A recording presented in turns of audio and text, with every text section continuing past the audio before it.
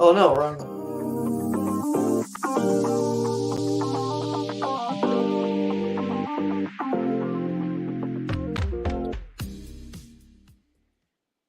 Hey, so I did actually finally get Meds Cafe added to the sponsor list, but I didn't formally plug it in here yet. But that is a step that has been taken that was not taken before, so I still will be happy about that. And maybe by the end of the show, I'll try to get it in here so we can show it. But remember to enjoy Meds Cafe and appreciate Meds Cafe's support too, as we list off everybody else. 10-4. Well, as we all know, Jazz Cafe is sponsored by Stone Depot, Redemption Cannabis, Real Leaf Solutions, the Detroit Nutrient Company, GrowGreenMI.com, Custom 420 promos with their amazing culture clothing, and Meds Cafe. Man, what a radio voice, huh? Yeah. I love it. So I let him hang around. Shelly Smith, That's why. off and on the show from time to time. Also started her show, I think, at least did a lot of it early on at the Cave Radio Studios. And we were talking about before we started broadcasting how Rick and I participated in the radiothon to help raise some funds for the studio and for some area families in need. I wanted to do it. I was gone through the whole thing. I didn't get back till late Saturday night. So I think we mentioned you during our time. Oh, well, that's awesome. Yeah, I loved it there. It was a great vibe. So we start. Hey, well, there's so we start the show with Rick. Obviously, we've got Dr. Dave Crocker with us. Shelly Smith making an appearance. Appreciate you joining us. We might we'll have some other people on and off today, but looking forward to the discussion today. Josey, for example, is supposed to be hopping on at some point. Yeah. So I just found out that there's going to be a new consumption lounge a block from my house in Ypsi. Ooh.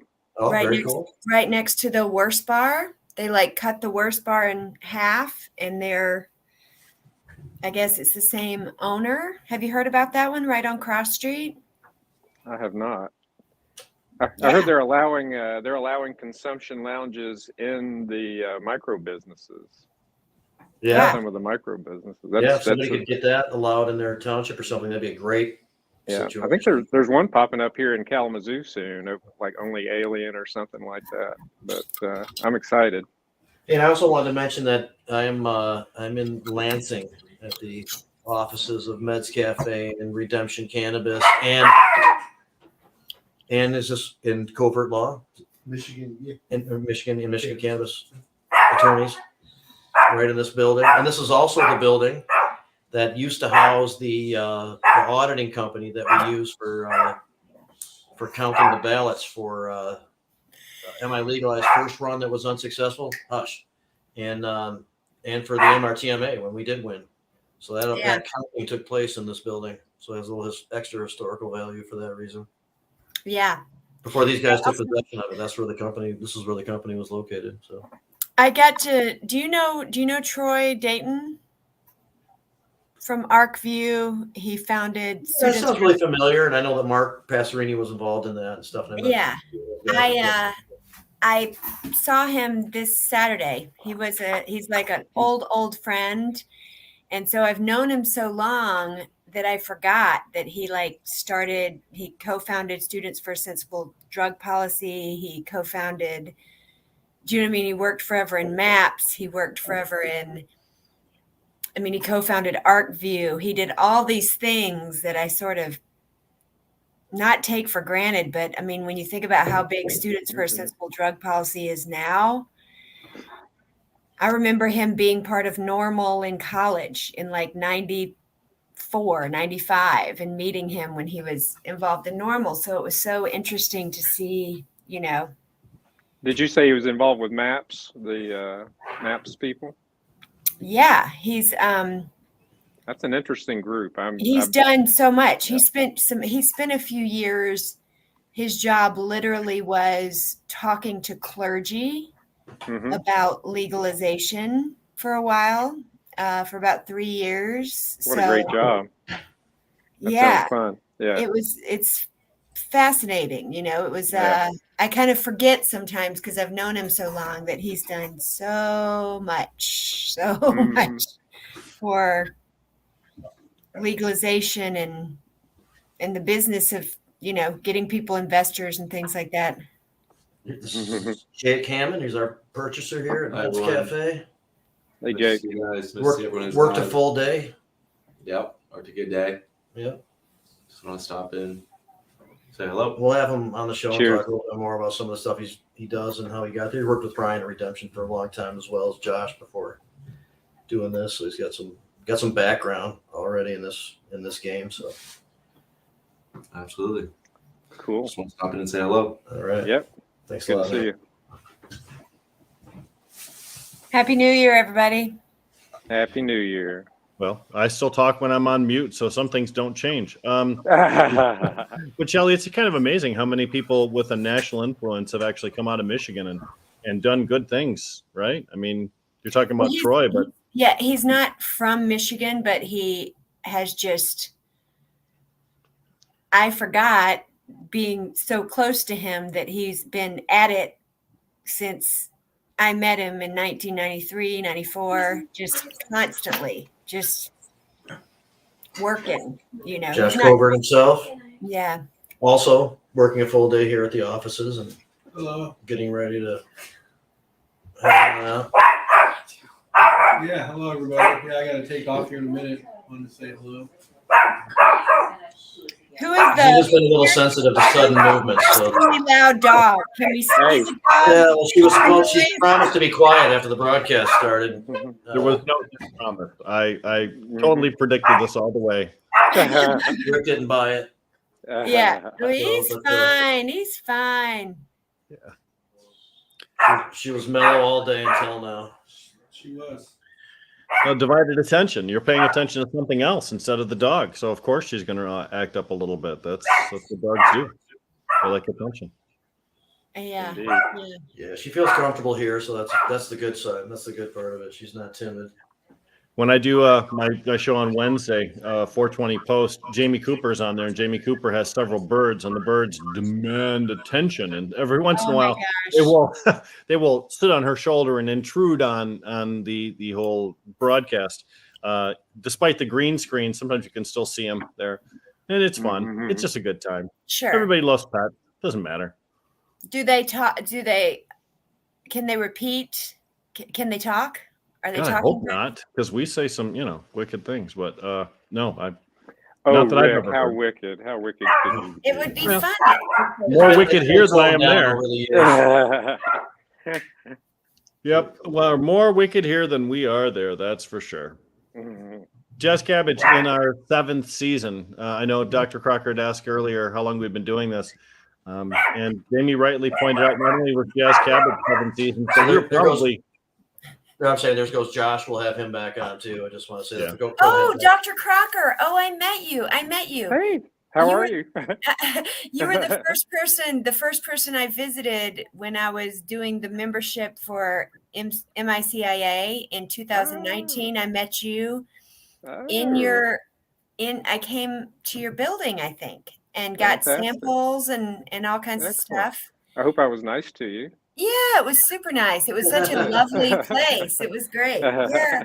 I remember, I'm wanna- like, oh, Dr. Crocker. I remember that. Yes, I don't know yes. what I don't want to know what kind of samples you pick up from a doctor's office. Scabs and other things.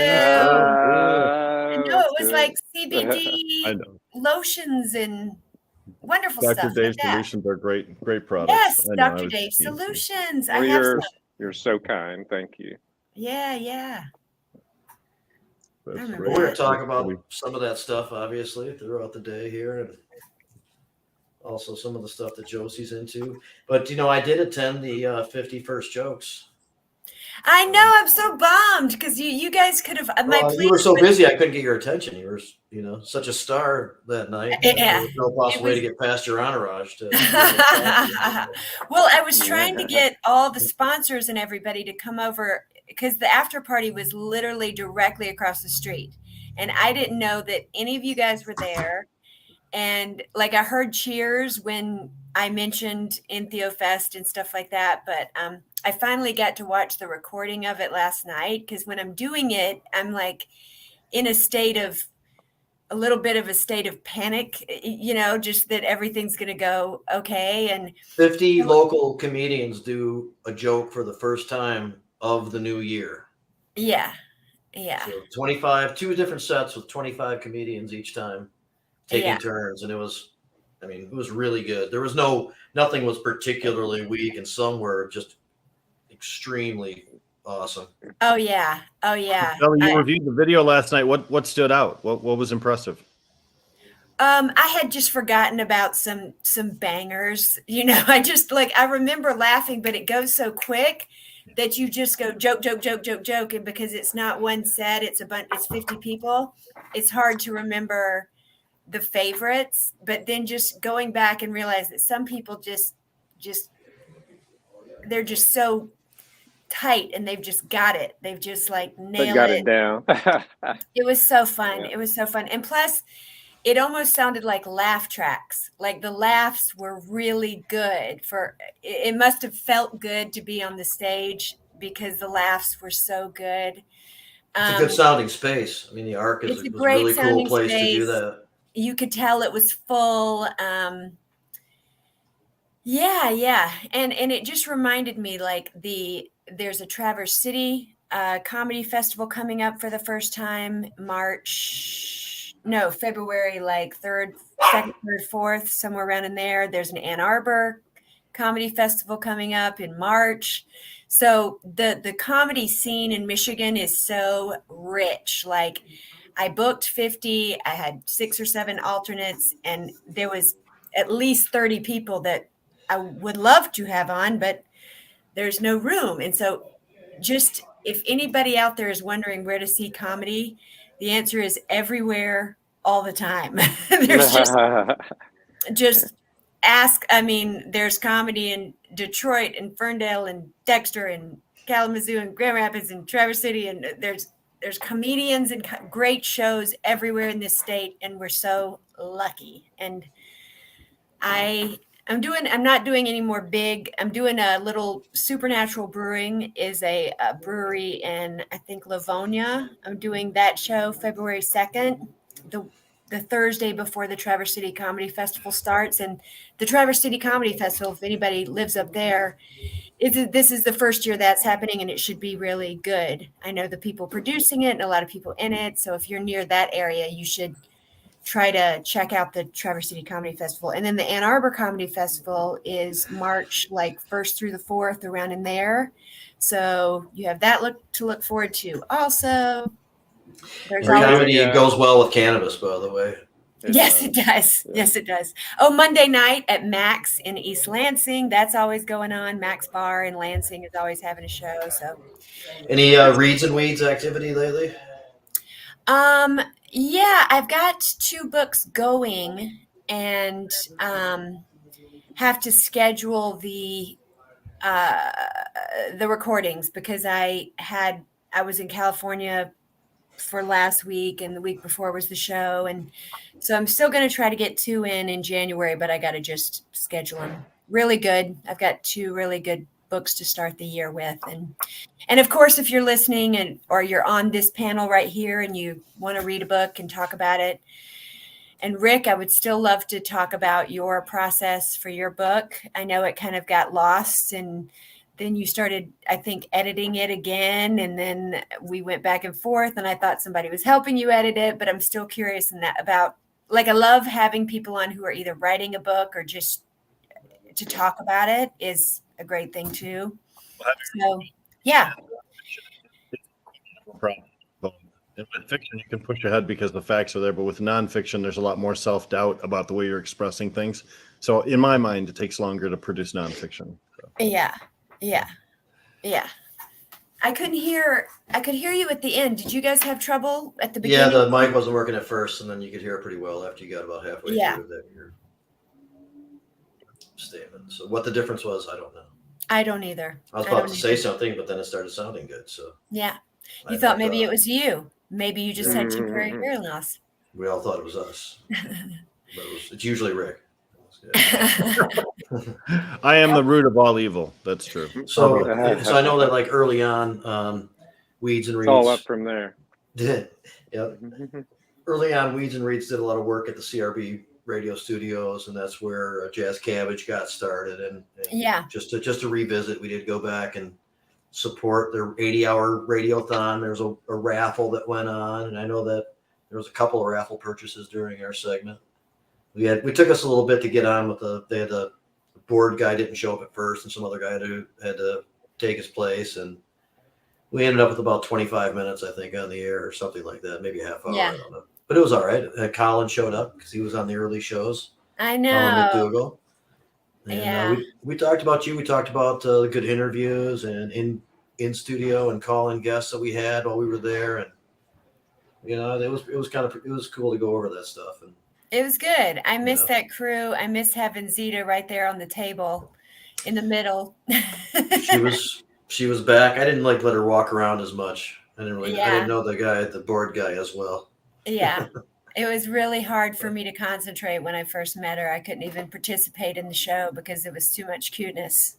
I was too shocked. The reason she came back to do the show with us live was so that she could hang out with Zeta for a little bit. Yeah. She was raising her voice earlier to try and be part of this show too. So for her. There's a street fair going on of some kind in Ferndale. My wife was walking down the street with Zeta, and Shelly was there, and she ran up and said, "Is that Zeta the dog?" That's how I met Jamie's wife. They had never met. And she's like, "Yeah, this is Zeta." Like, I know this dog. Who is this human carrying the dog? Yeah. I spotted her in a crowd. I missed the whole me, you, Deb, Ray, Colin crowd, and then afterwards at Derek, shows. That was Derek fun. Gauci, and then Taco Tuesday over at Mitchell's. We Taco talked about that Tuesday. too. Yeah. Josh Flicker, he came down to the studio many times, and Cave Radio, and also has been on. He's going to do Cannapalooza again this year up in Northeast Michigan. And if you look at John's picture that was just up there, the profile picture he has is actually a photo of the back door of Cave Radio where we do all of our nefarious cannabis business, since we're not allowed inside the studio to do it. Yes, it was good. The thing that makes it a little bit easier about, during the pandemic, I bought a lot of equipment, and it made it a lot easier for me, not having to travel and get there. Like, it gave me a little bit more of a buffer of prep time, but I really liked having a board up and having all that stuff taken care of. And then they would just send me the recording and I would just put it out. I wouldn't even think about it. I would just put it out. Now I overanalyze it and over edit it and everything. So it takes a lot longer, but, Shelly, is Weeds and Reeds, do you sit around a table in person? I can't hear you. Something's going on with the mic. I can hear little parts of it, but something happens. Oh, okay. He's blaming it on the weed. Like, that's it. What were you asking me? He's muting. He is. Well, Dave, now's your chance because Jamie and Rick are silenced. Right. I'm liable to just watch people talk if they keep going. So I'll chime in. So we met back in 2019. You said? Yeah, probably October. Is your partner named Laura? Annette. Annette. Oh, Yeah. okay. Yep. I remember meeting you two because it was one of the very first places I just was the new membership director. It was a different role or a shifting role or something at the time. Yeah. And I just made a list of people to go see and just started walking in. Yeah. And I met y'all and you were open to meeting. And so I brought in Robin and Ida, and we had such a lovely time there and left with these great, and then we talked you up around town. because you were so nice that it created an improper expectation for how nice other people should be to us that maybe weren't as above board and weren't as excited for me to come strolling in and asking a bunch of questions about their business at that time. Got it. It was like, Yeah. well, Dr. Crocker was really welcoming to me, so everybody else should be too. Mhm. Yeah. So you were, you were just one of my very first contacts for that. Excellent. Yeah. So Rick, can you speak now? I'm just messing with you. I think I got it now. Is that better? Yes, it's so much better. So Okay. what were you asking? I was asking if when you record Reads and Weeds, whether or not you're in person sitting around a table with microphones, or whether you do it similar to the way that we're broadcasting here with internet connection. We either do Zoom or live in person. The only reason I ever do Zoom is if somebody's sick or out of state or something like that. I try to have them over to my house. Jamie's been over to my house to do the second part of the Graham Hancock. Yeah, it's good to have people over to my house. I've got 2 areas set up now that are cool little areas for broadcasting. See those 2 little chairs with the ukulele and and everything. All my mics are over there, and I used to have a green screen up there too, but yeah, it's cozy. I've tried to make it a cozy little studio space over here now. And if someone's in out of state or can't travel or sick, then we do Zoom and I just record it. I just edit it and do it that way. Now, you've reviewed a variety of different types of books, and if people wanted to review some old episodes, where would they go online to find those old Reads and Weeds? Any podcast streaming, so iTunes, Spotify, iHeartRadio, Apple Music, Amazon Music, all that. Reads and Weeds, like read, READS, and weeds. I like it. Yep. That's what it is. Reading, smoking pot. Hi, Josey. And Josey Scoggin. Hi, baby G. Sorry I'm late, but not late for 420. No. How typical. I'm so proud of everything you're doing. I keep seeing you popping up on my social media doing just great thing after great thing. I'm so proud of the team that we've built and that we're continuing to build. I'm proud of the industry that we have here in Michigan. And that's what happens when we have, is it me? Do you guys hear the echo? Is it? You're good. Keep going. It You're might good. be, yeah. That's what happens when we have an industry that's accessible to everybody, to more people. A lot of the industries in legal cannabis are accessible to only millionaires. And the ability to sell everything that you have and really invest into this like we do here in Michigan is not achievable. And there's a lot of people that are still left out. And we were one of the first people to do social equity, include it, require it, whatever. And the big thing is, you can't force companies to be compassionate or good. It's kind of anti-American dream. But here in Michigan, we were like, we want to do it better. These people are already doing it. So when people are donating to things that we're doing in the cannabis field, they're not getting tax deductions for it, because of 280E, unless they have like an auxiliary business or something, and they're just doing it compassion based. And I think that's the most interesting part.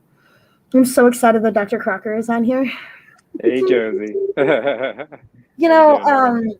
Dr. Crocker, when he came to Michigan, we're both in Southwest Michigan, and it is a real desert for access. It's a food desert too, but there's not a lot out here in terms of access to medical marijuana or access to doctors. And so when Dr. Dave came out really early 2010, I think, was it 2010?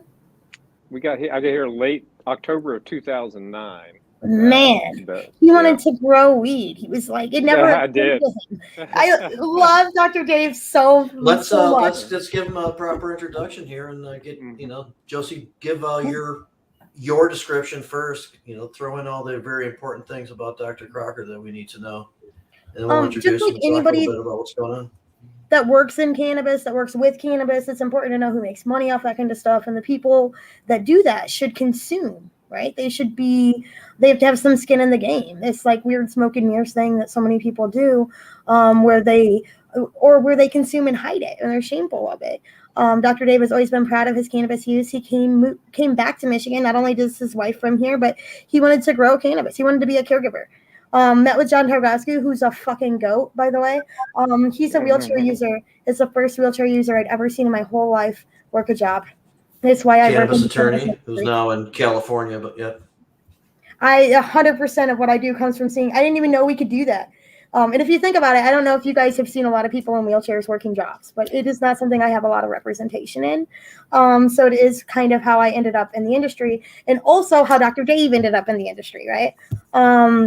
So when Dr. Dave came here and decided to open the practice, it was really important to him that he had a brick and mortar store or brick and mortar building, and that the people that worked there were CNAs or RNs. His wife Anna is, of course, an RN, and that they were doing real medical evaluations. They were really seeing, is this a qualifying condition? How can, not only do you qualify, but how can we help you? What treatment might help out, right? Which was a step above, because at the time people were getting certifications. I mean, literally anywhere outside of High Times Cup. I mean, this was years prior to that, but like there was no real guidance on what a certification looked like. And it wouldn't be until a couple years later that people started getting arrested, and we started learning that, hey, just a doctor saying this is okay is not enough, right? Also, the marijuana review panel was a part of the medical marijuana original of the bill, but it didn't really go into play until the state was sued, like all great things with the state, to initiate it. And Dr. Dave was put on that, right? One of, I don't know how many MDs were on that. I believe there are 4 or 5, and the several PH. You know, they have a couple of different disciplines on there. And they were David diverse in Brober. nature.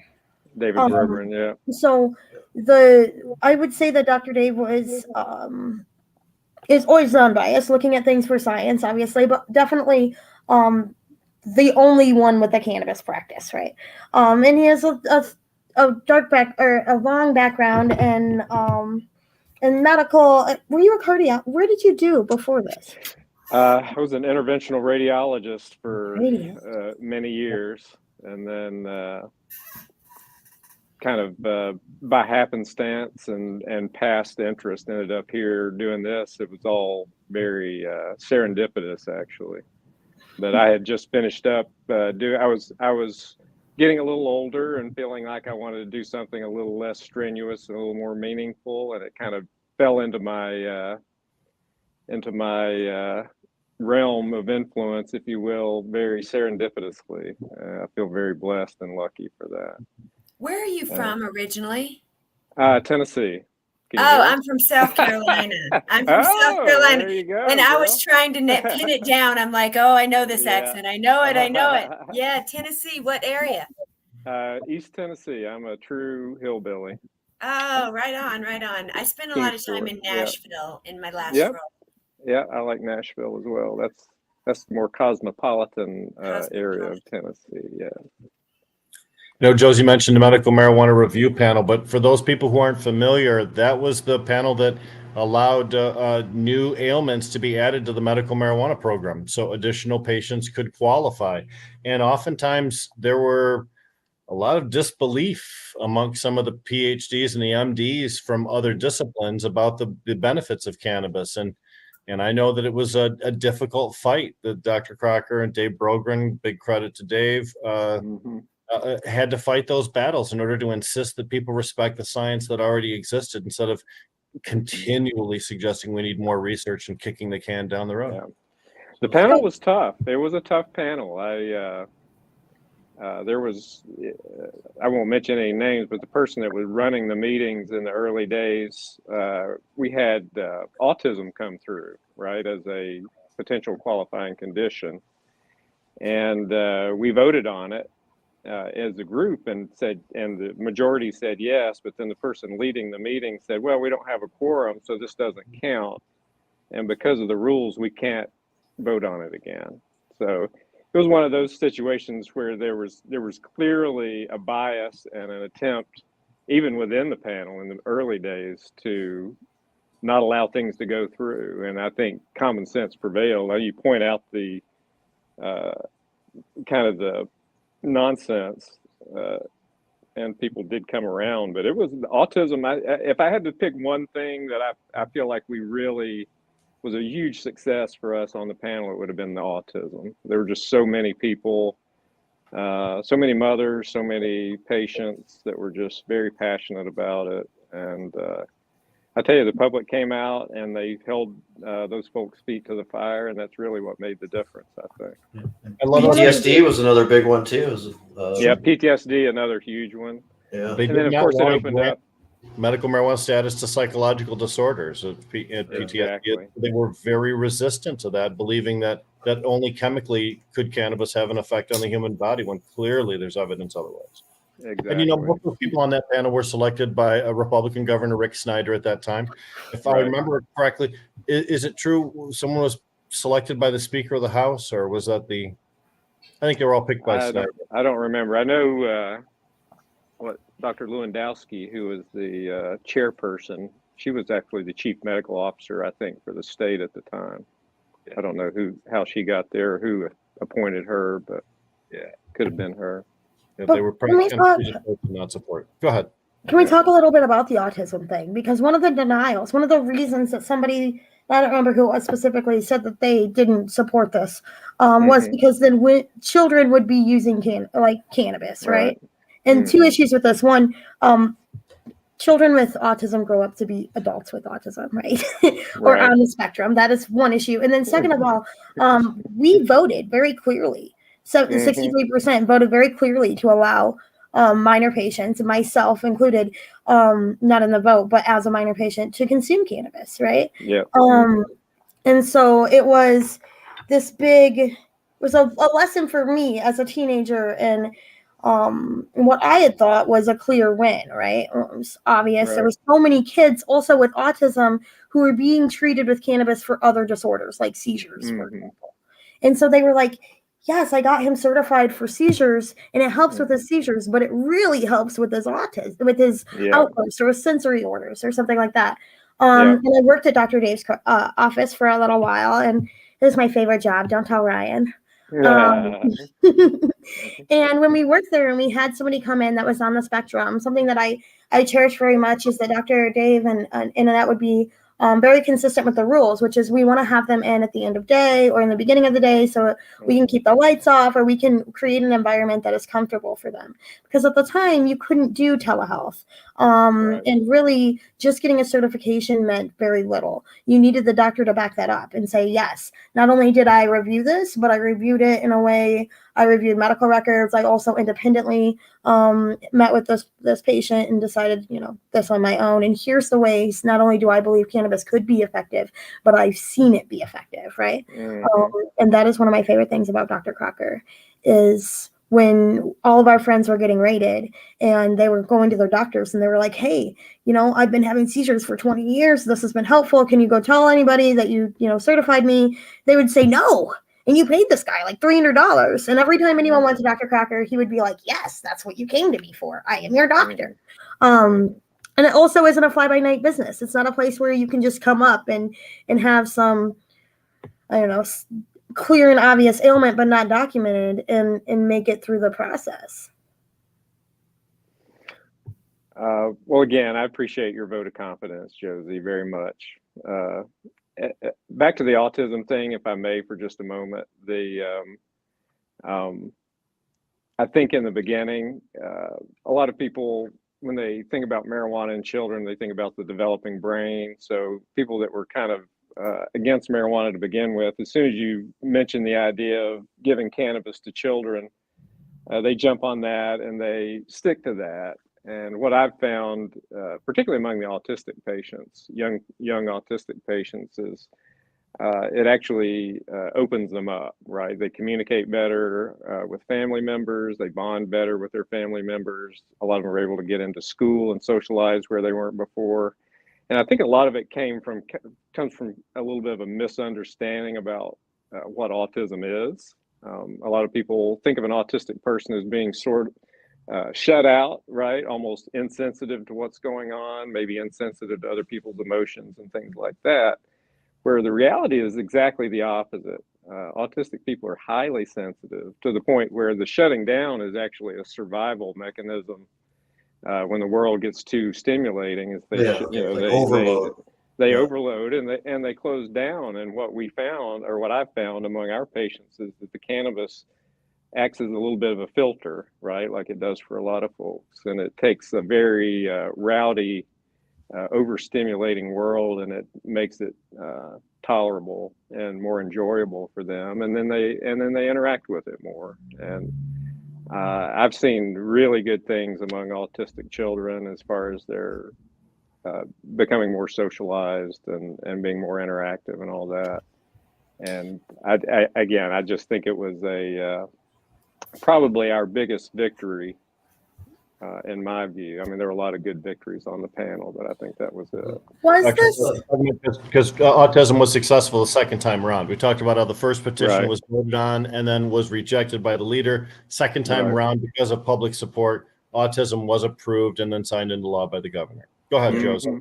Was this before or after Sanjay Gupta's weed documentary? Right. Yeah, Was that was it? big. That was big. We had Yeah, that changed everything. Weed was You in know? 17 and 17, 18, something like that. Maybe earlier. That's It 5 was like years a ago. lifetime ago, I honestly. mean, when Yeah, it was a while ago. when he publicly changed his mind, right, and he's very well respected, a Michigan boy too. When he publicly changed his mind, he went from detractor to very much in favor of. It in effect gave our older population permission to change their mind. A lot of It's very people helpful. who were more elderly or a little on the older side of things, who got most of their information from the nightly news and the federal government, really were uncomfortable with the idea of using cannabis medically as a group. And I think when that happened, I can't even the average age of our patient population jumped by about 4 years. Which, Doctor, what about other physicians, though, right? I mean, when Sanjay came down and said it's okay to support cannabis, do you feel like other PhD or other MDs said, wow, somebody finally went first, now I can come out and support more openly in the way that Sanjay does on CNN? Do you think that took place? I think that was a factor. Yes, I do. Good. I think anytime you get someone, again, who's respected and in your field, and they can put forth a cogent argument about it, and it's based in fact and science, then you're going to. And it was genuine That's what the because doctor looking for. Yeah. he immediately rejected it, as many do, because they just internalize this without like necessarily, double checking why they achieved that perspective on cannabis. They kind of like roll with it because it's been so, ingrained into all of us over so many years. Yeah. But he checked some things out. He, is thorough about it, and he really genuinely believed that he was wrong. And when he made those statements, I think people were It was And- powerful. It made a big difference. A milestone, really, in the popularity and acceptance of cannabis, I think. It was more than cannabis is medicine, right? It was you can give it to your children. And I think it started the CBD thing where they started putting CBD. It really sparked CBD access laws, because the big topic there was Charlotte's Web, Charlotte Fig, God rest her soul.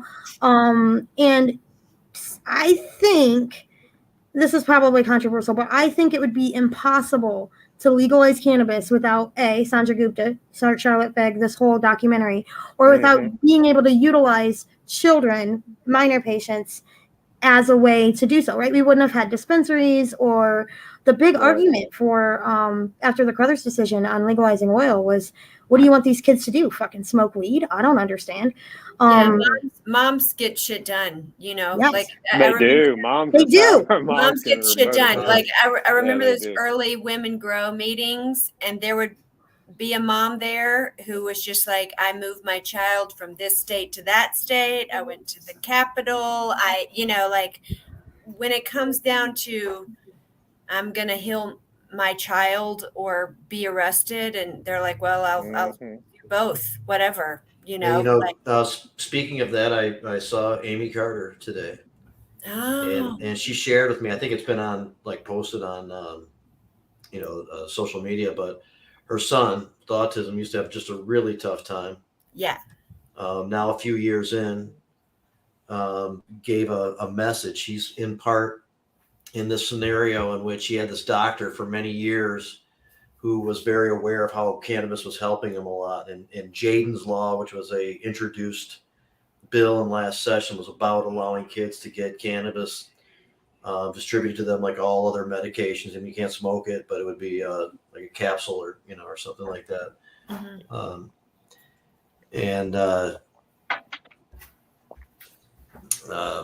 He is the new guy says, okay, I'm going to have to like diagnose him as cannabis abuse disorder now after all this What? information was given to him, you know. And so he himself, so the video is Jaden himself responding and saying that's, you know, that's ridiculous, you know, without cannabis I wouldn't be able to even be here. That So what reminds is me. the line?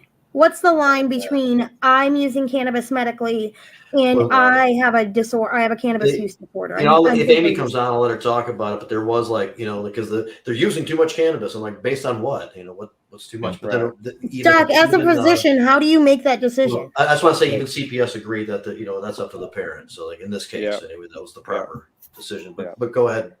I mean, really, it's you know, everybody's different. First off, some people use a little, very little, and rarely. Some people use a lot and more constantly. I think when it becomes a problem is when it's creating more problems in your life than it is solutions, right? And I think hiding from life with cannabis is not productive, you know, for personal growth or, in my view, using cannabis as a help, right, as an aid to a better life, and using it more as a spice than a main course, I think for a lot of people works better.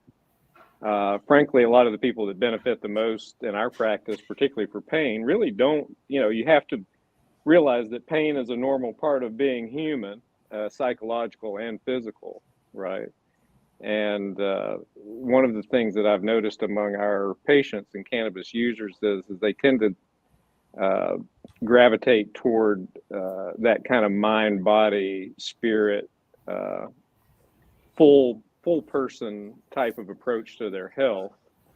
A lot of people who had never meditated, for example, in their lives, tried cannabis, and because of that sort of meditative state that it produced, they realized, hey, you know, there's things that the mind does and can do that to serve me better, right? And I think it's been an eye opener for a lot of people.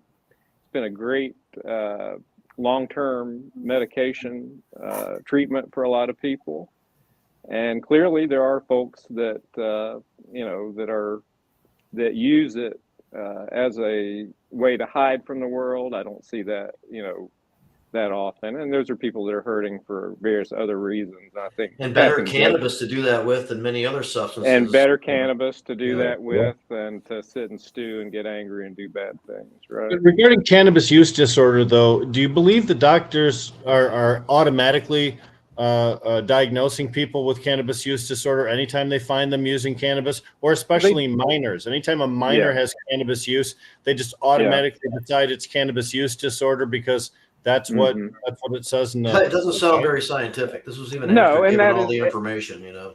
And that is true, right? I mean, I think we see that with the cannabis hyperemesis syndrome, for example. If you go into the emergency room with GI problems and they find out that you use cannabis, they're going to label you as cannabis hyperemesis syndrome and tell you to stop smoking. And What does hyperemesis syndrome mean? hyperemesis is excessive nausea and vomiting, and there's a syndrome usually in folks 40 and older that have used heavily throughout their lives. It is a real thing that suddenly, for whatever reason, cannabis, rather than making them feel better, makes them nauseated and feel worse, right? I've had it for a while, but I used to suffer from that. Some Yeah. people think it might be neem oil or other things that get used with cannabis consistently. Some people have, you know, Possibly. there's all kinds of Yeah. ideas about how and why that arises, but the reality is it's very rare. GI problems are very common, and there's a saying in medicine: when you hear hoofbeats, think horses, not zebras, right? And clearly, cannabis hyperemesis syndrome is a zebra in the setting of GI problems, and way overdiagnosed. But I think again, it goes to your point, Rick. Yes, the medical community often will find out that someone uses cannabis and blame all the problems that they're having on it, or label them as an abuser, right, of some sort. And that is clearly unwarranted, right? Right. And that's changed very dramatically over the years, right? When I first came to Michigan, I would estimate that maybe a fifth of doctors that I ran into were generally positive about the movement. I would say roughly a third or more were very negative and probably not, and just philosophically opposed, probably weren't going to respond to any level of common sense. And then the rest, which is a large group, were fairly undecided, and they were glad. You know, a lot of them didn't know much about cannabis. They don't teach about, at least when I was in medical school, they didn't teach about the endocannabinoid system even, right? Hey, I know that Shelly has to go. Is there anything you just want to say Yeah. before you head out, Shelly, or just? I had this memory of me and Julie Barron had this for when Blue Sage Health first started. And I think it was a midterm election. It must have been like 2018 or 17. And we were going around to like Democratic Party like groups all around the state and giving little presentations to get people educated about cannabis and legalization. And we had in our presentation, we had this Sanjay Gupta quote that said, "I apologize greatly for my years of misleading doubt," or something. There was a quote from Sanjay Gupta, right? About like, I systematically misinformed the public about the dangers of cannabis, and I sincerely apologize. So we put the quote up and we said, this was a very common part of our presentation. We put the quote up and said, "Does anybody know who said that?" And somebody in the back said, "It was my brother." And it was in Bloomfield Hills when Gupta was running for office, and we're like, "Oh yeah, it was your brother," and it was his brother was in the room, and we quoted Sanjay Gupta, and so it created this great discussion in that group because there was all these people undeniably sitting there with a family member of someone who said, "I have given you false information about this very important thing for years and years," and it was such a shift. And I remember it because, you know, you never expect that to happen. But it was great to see all your faces. I'm proud of everything you're doing. And I got to run. It was great. Thanks a lot, Shelly. Bye. Yeah, I got Very to seldom meet. you get something that legitimately is a game changer, and then You're breaking up there, Rick. Yeah. So I got to meet Sanjay Gupta's brother when I was campaigning on behalf of MI Legalize, and he was running in for U.S. Congress, and we were both at like I think it was Plymouth or Canton or something like that, like the Democrat club, and people were kind of pitching their candidacy or their issue or whatever, and he was very helpful with discussing pro-cannabis kind of side of things, you know, in that realm. So, but anyway, you were cut off because you had to go. So no, please. that's okay. Long story short, I have seen a lot of progress as far as the medical community's views toward cannabis. We get a lot of direct referrals from doctors' offices now, and that's increased over the years, you know, from a trickle to a pretty good portion of the people that come our way now.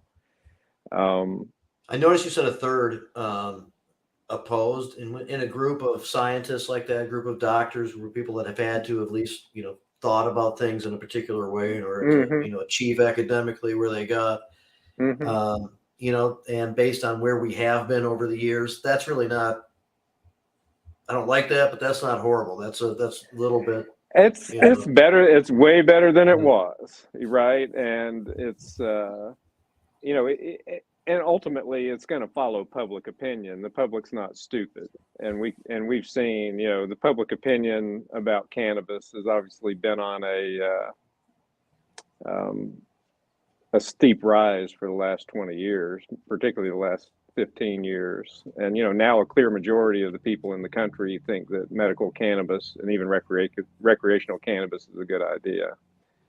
And those are, you know, there's among those are a lot of smart people, right? And I think the docs are just lag behind. Medicine as a whole tends to be, it's a battleship that turns slowly. You know, there's a lot of training and tradition that go back a lot of years, and docs often get caught in those ruts, I think. There's the big health Um, systems that would put out as policy all the time, stay away from the cannabis stuff, even if you're in, Yep. And United you know, States. a lot of healthcare is managed by non-physicians, right? Since the Nixon administration, we have a lot of medical decisions being made by people that are more interested in numbers. And granted, you have to be efficient. You know, you don't want to waste resources, but those types of opinions and those types of dictates, if you will, generally come from people that aren't qualified to know what they're talking about a lot of times. Right. Can we talk about what Mottman 420 said about cannabis use disorder, and for if cannabis use disorder is somebody who can't stop, won't stop, whose life revolves around cannabis, right? Which is a very Kind of straightforward. like, I think that's what Dr. Crocker said. That's That's what kind of exactly right. Mothman's agreeing with. That's what you're saying. Okay, so we A kind of very have that as straightforward it gets in the way of your description of life. me. Yeah, Right. yeah. Yeah. Where like, and I think I watched one of these Jazz Cabbage episodes where Eric was on here and he was talking about this book that he had made about Papa Bear Gets Lifted, and it's about consuming cannabis and being high and playing with your kids, and how, you know, parenting Normalizing cannabis can make parenting better. And it was a panel. I don't remember who all was on the panel, but everybody on the panel, I think Anton and Adam and I think Rick too, was like, we don't smoke weed in front of our kids. You know, we've never done that. We've always gone outside. You know, we've always hid. We don't, whatever. My kids, we've hid smoking weed in general from the children. And I understand that to be a result of prohibition, right? But also, it is a result of privilege, right? Because there is no way that I can go throughout the day and function as a normal human being without consuming my medicine that I've been using for, you know, whatever.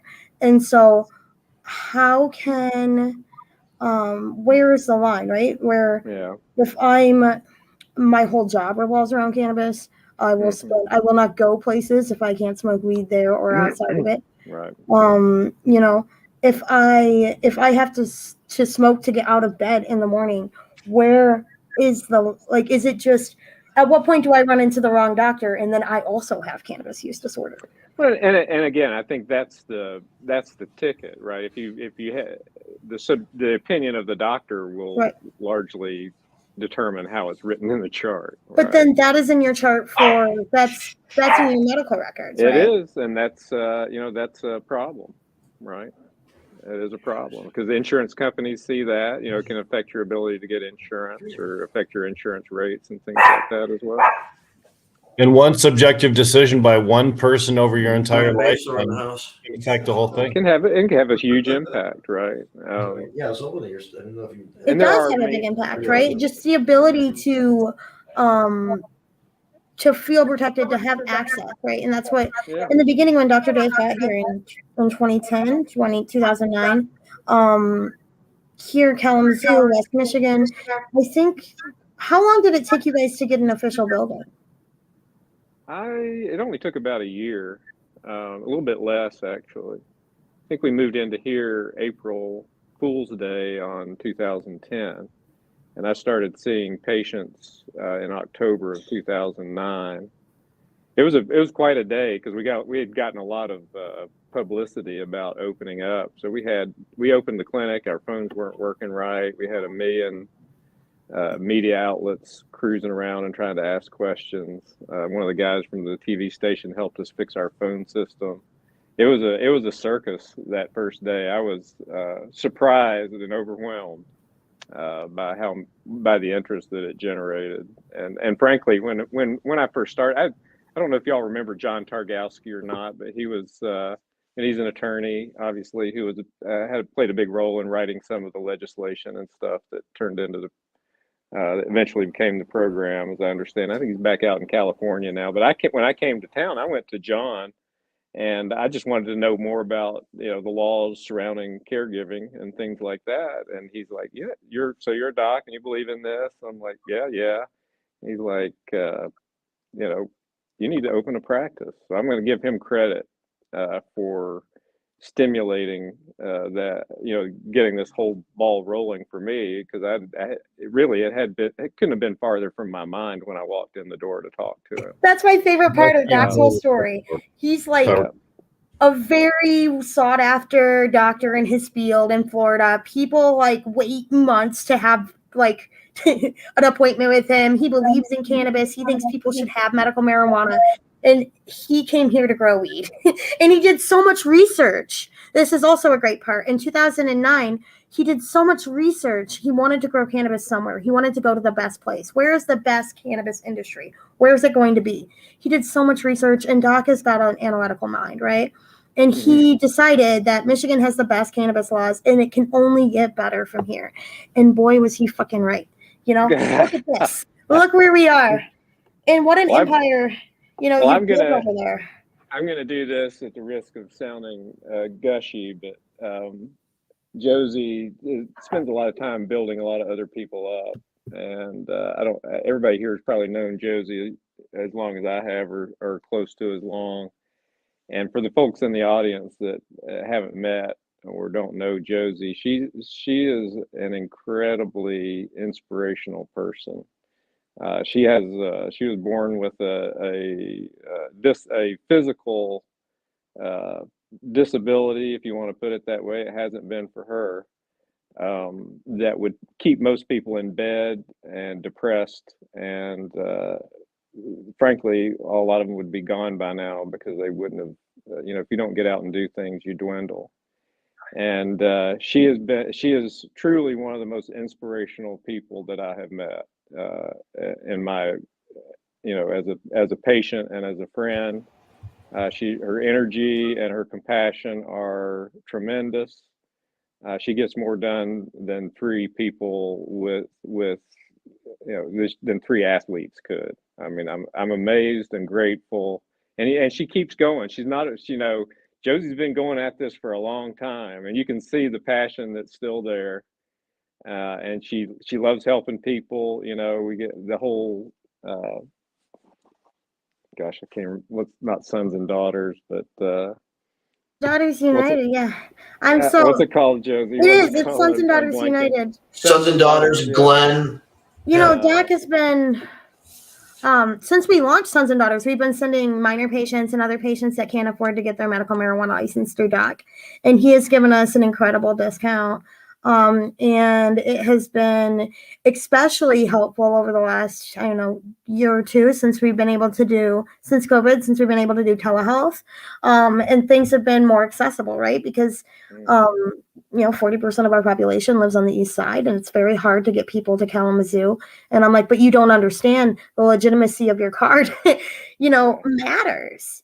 Let's stop building each other up. I appreciate you tremendously, very much. But now you guys have a CBD company, right? You guys do Dr. Dave Solutions. Where did that come from? Where was the idea? Well, we have Michigan Holistic Health, which is our medical practice. And when CBD and thing was first starting to hit the market, and people were starting to get excited about the possibilities of it, I was excited about it. I'd been studying about the different cannabinoids for a long time. And what I found was that our patients who were interested in CBD products were, number one, having trouble finding CBD products at the time. Now it's not a problem. And number two, the products that they were getting were not good, right? At the time, they did some studies, and I think at one point, 60% of the products that were on the shelves actually did not have in them what they claimed. In a market that was growing very quickly, it was kind of a lot of opportunism, if you will. Slipshod regulation, yeah, and a lot of not a lot of regulation, and those numbers only went up. I think they tested again a year later, random samples, and almost 70% were did not have in them what they claimed. So our original idea was let's find a way to get a good product to our patients. That was my first goal, and so I went about sourcing out good basic ingredients and materials, and got the equipment together, and fell back on a lot of my lab experience from my schooling in the past. And as I our motto is patient inspired and physician formulated, and it's kind of it. I've talked to probably, I lose track, but I've done at least 50,000 individual patient encounters over the last 13 years of doing this. And you get to know, even if I didn't want to know what people about people, you see that many people, you're going to know, right? And you know what they want, and if you know what the folks want, and you know about the thing they want, it's just a natural pairing, I think. And you've also been close to people having positive benefit, and Oh yeah, positive for responses, sure. and getting a lot of benefit out of using the products Every day. And I can tell you, for those folks out there thinking about CBD, among just a no nonsense, among our patients, the things that they like the most about it is they wake up less stiff in the morning and they have less anxiety. If I had to pick the two top things that people talk about in terms of the benefits from the CBD, and then of course, the way the entourage effect and how it interacts with THC is quite nice too. Now, you had some new stuff going on, though, right? I mean, you have a couple of new exciting things going on in your life you'd like to talk about. Let's give you an opportunity to talk about that. Yeah, I mean, we have some new products here at I'm creating a new CBG product as well as a CBN product. For those that don't know, CBG is kind of the mother cannabinoid. It's the precursor to both CBD and THC and many of the other cannabinoids that people hear about. And then CBN is on the opposite end of the spectrum. It's kind of the breakdown product. As THC, as the plant matures, the THC gradually and the CBD gradually becomes CBN or cannabinol. And old growers know that, if you want your marijuana to be better for bedtime, you let it go past the maturity date. You let it grow a little longer and let those trichromes get a little more cloudy, and the CBN starts to accumulate. And that combination of the CBN and THC really is nice for sleep. And of course, THC, again, one of the main reasons that people like the THC in our medical practice is the sleep part, because people that have chronic pain, people that have chronic medical conditions often don't sleep well, and that's kind of a vicious cycle. And for somebody that again, our waiting room filled up with grannies after Sanjay Gupta wanting to access to the cookies, right? Because they are the people that really benefited the most, right? And it's still probably the fastest growing demographic, or seniors. Absolutely. And if you can take a 10 milligram gummy an hour before bedtime and get 6 straight hours of sleep, that's fairly miraculous for a lot of these people. Yeah. Anyway, yeah, so we have some new products. Sorry, I'm liable to just diverge, but yeah, CBN and CBG. I'm excited about THCV, which I think is going to have to be sold through the dispensaries and things here because it's an analog. I'm not exactly sure how that's going to work out, but yeah, we have some exciting new things going on. Yeah, so Sunshine just wants to say she's reiterating the use of CBD oil, and she's talking about a very young person, her granddaughter, that really benefits from using Baby cannabis. Anna, who's so wonderful in legislature and going to Lansing and really showing people once again, because you have to show every new crop of legislators a sick child or two in order for them to really understand that this is real. And somebody in their family or something. Yep. I think you're being generous by saying it's making them understand it. I think it's embarrassing them into I hope it is. Complying to some degree. We've said many times, even some with really good intentions, just don't understand things well enough to make the best decision quite often. And when moms of sick children have the very best stories, and they're also the saddest ones as well. So we know some moms. That's off to the moms. No, Doc, I think you did the cert for Anastasia. Is it Anastasia? Is that the baby's name? I think you did her cert through I think we funneled it through Sons and Daughters. She would have been your youngest patient. Do you think that? Go ahead. You first. No, go ahead. No, you first. Yeah, we have a handful of very young patients. Most of them are very ill. Some of them, like Charlotte, the namesake for Charlotte's Web. A couple of our patients have Dravet syndrome and have, literally hundreds of seizures in a week.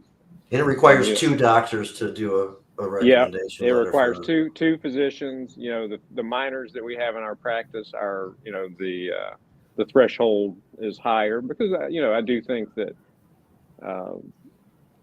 unnecessarily, putting marijuana into a young developing brain is not, we don't know, right? And I personally doubt that it's going to cause big issues, but we just don't know. And I think that's a time period where we want to keep. Well, and some parents like that. And I know that Amy Carter told me today, along with other things, that she oftentimes recommends parents to you to be the evaluator for that one of the, The second certification is oftentimes the most difficult to receive when you're trying to get a pediatric person certified. Their primary physician may finally, after a while, certainly agree to do that. But having to have a second physician means you have to go tell your story over and over to someone else again and get rejected for a cannabis certification repeatedly. So to go to someone who already understands and appreciates, like Dr. Crocker, to get that second certification, that's crucial in a lot of these processes. It can be, yeah. Are you more cautious when certifying a minor patient? Are you more thorough maybe? Do you look into things more? My threshold is higher, right? I want to be certain that this is something that's going to be helpful. I want to be certain that the household, that the parents are on board with what seems to be a constructive plan, right? Ideally, I would like to, have the primary care provider also be involved and be on board, but that's, obviously not always possible. But yes, the short answer is yes. We're very selective as far as our minor patients, and most of our minor patients are quite have real significant issues.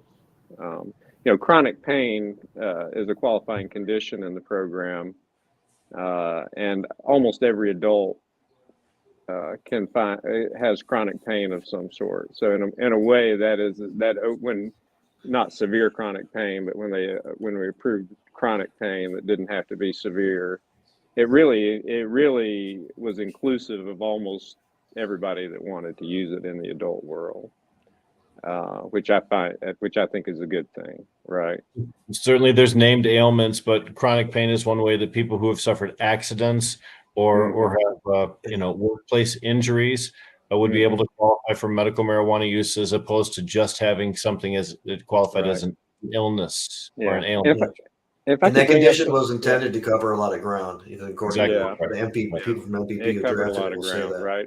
And like you say, we got PTSD, which was our first psychological, we crossed that barrier of allowing it for psychiatric diagnoses, and then OCD as well now.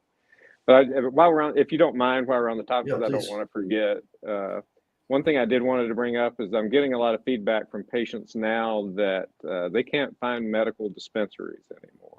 Correct. Or that they go to a dispensary. I even have patients that go to dispensaries and are told that the medical program doesn't operate anymore, which is obviously not true. It exists, but it's way small, very restrictive, right? and prohibitive, and it doesn't really compete, and so it doesn't compete, and it doesn't produce the money for the localities anymore. It does not produce the money.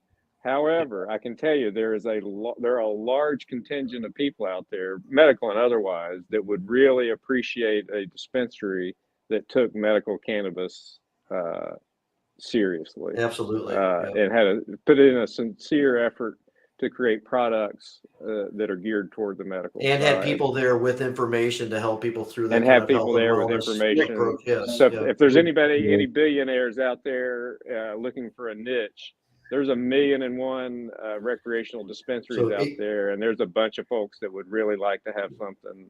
So I think that approach does go on, but it is widely more needed. So when we talk about that, because people are saying, okay, there's no more medical dispensaries. No one's giving me a discount for it. Why do I get my medical card, right? And of course, for us, we're like, it gives you unemployment benefits. Again, you know, if you're going to get in trouble, something, being able to consume cannabis on probation, all of these added benefits.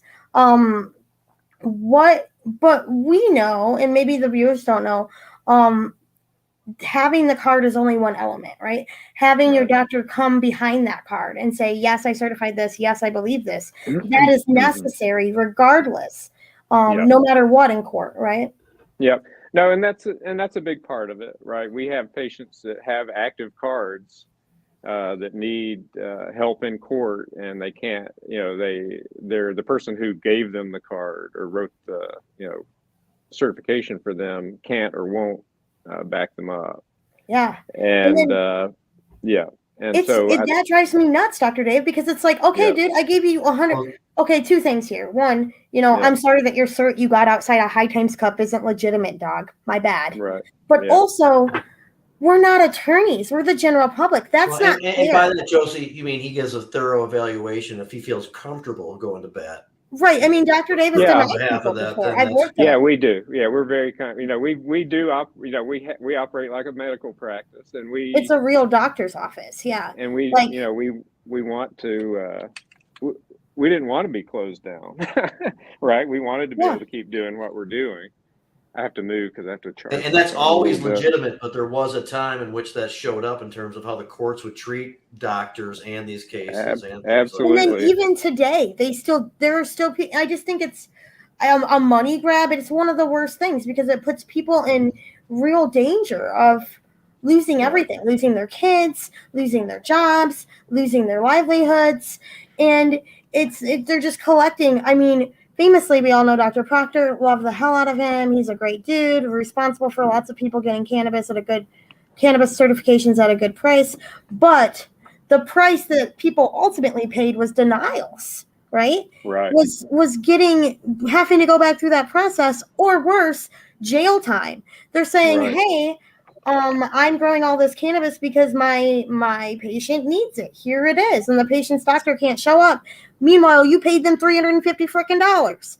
So not all doctors are built the same. And I have this argument quite consistently. Thank you so much, Sunshine. I have this argument quite consistently for people that come to us. They come to us, they want certifications. They're like, I heard that you guys are paying for certifications for people that can't afford it. And I'm like, yeah, but you have to, one of my requirements is that you have to go through Dr. Crocker now that he does telehealth. Because I am not in the business of just wasting our money, right? That was going to be a question. No mistake that if you're going to get in trouble, if you're certifying minor patients and you have like a custody issue or just a doctor like Jaden's situation, or a school teacher, you know, that has an issue with this, you show up to court, your doctor, but sure as fuck better show up with you, you know, and if he shows up, he better have receipts. And if you're going to a doctor that doesn't take medical records that you can get for $25 online or over the phone, then good luck going to court over that, buddy. Don't call me. If you want a doctor that's going to come through and get you, and I've seen it happen, right? I've seen him in courtrooms. I've seen him write the letters, the whole shebang. Then you've got to go to Michigan Holistic Health. And with telehealth, there is no reason not to, right? And so Anton Harb has joined us. Hey, Anton. And, what's up, everybody? Dave Crocker, you know Josey, of course. Anton, do you use telehealth when you get you get recertified? Like if I just did, I literally just got recertified last month. Yep, did it telehealth. Michigan Holistic Health.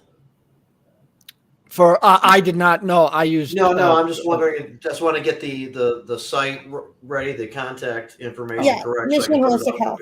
So do you think that by doing telehealth, it's more accessible to like veterans and people 100%. That have issues getting out of? Well, yeah. I mean, it's clearly a big convenience for a lot of our patients, particularly the patients that can't get out well, right? Veterans included, but we have a lot of ill patients that, you know, traveling across town and you know, making their way in and out of the building and can be a lot of work. So it's been a blessing in that way. I think obviously COVID accelerated the telehealth movement. and probably, I think marijuana is quite well suited to that. And what we're seeing, of course, now because recreational, a lot of people have moved out of the medical and into the recreational side of things. Practices that were, that required a lot of profit and are closing, right? Or practices that did not have large numbers of patients are closing, and we're starting to get people that still want to be involved in the program from all around the state. And I'll use this as an opportunity to welcome and invite others from around the state that don't have a good doc to give us a call, because we can do it. MichiganHolisticHealth.com. MichiganHolisticHealth.com. That's right. And what's the phone number? It's 855-420-8100. Yeah. 420. 420. But yeah, we're here for the duration as long as folks still need the service, and my health holds up, which I'm healthy as a horse, as far as I can tell. We'll be here. And I can tell you, among the other things that people want the medical card for, I do have, again, a large elderly population, many of whom come and see me in between, because they just want somebody. They like our practice. They're not just here for the cannabis, we'll put it that way. And then I forgot where I was going with that, but another good reason, other reasons that people tell me that they want the card. We have a lot of professionals in our practice, including a sitting judge and a bunch of docs and lawyers and things, and others that their employer may frown on cannabis, but if they have the card and they get caught, they may get the benefit of the doubt. Or if they're traveling out of state, perhaps in a state that doesn't have cannabis or that has it and honors out-of-state cards, the card is helpful often for those folks.